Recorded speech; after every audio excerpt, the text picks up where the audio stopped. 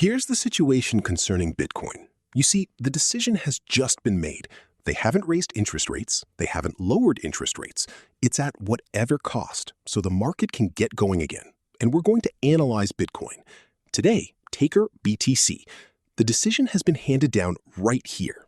I'm positioned here, actually. I took a long position. I took a short position here, below this water level, a 4-to-1 risk-reward ratio. I'm making my trades from this. It's really tight for people. And right now, we are on this victory. This is the victory of the Fed's decision.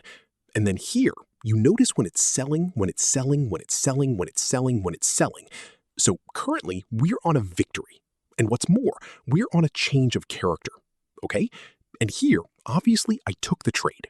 I entered at 99,000. That's for the spot. Well, if I sell,